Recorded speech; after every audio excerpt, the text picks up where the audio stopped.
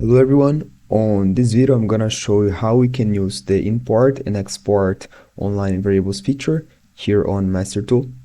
For this reason, I have a DVL called pid parameters, and here I have three variables called KP, TI, and TD, and these three variables have their values. So let's say I am using these variables to control a process using a pid control function block, and I want to store the current values of my variable inside of a file so I can have a sort of backup. So if I ever lose these values of my variables, I can retrieve those values using the file I created. If you ever want to store the values of your variables inside of a file, I can use the import and export function here on MasterTool. To do this, you need to be logged into your PLC. So here I'm connected to my XP340 PLC, and I'm go here on the online menu. I'm gonna click on export online variables. Now I can select the DVL that my variables that I want to export are inside.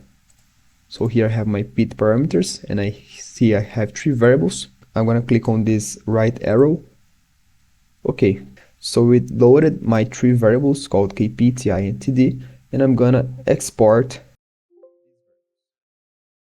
My export is finished. I can close the export online variables window.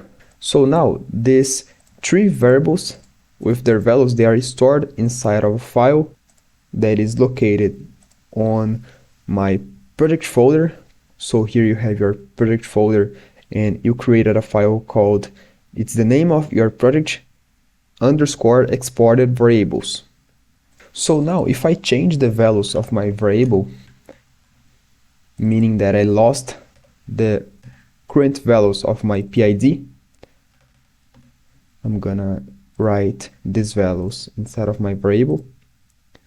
So if I ever lose my previous values, I can retrieve these values going again in the online menu, and now I can select import online.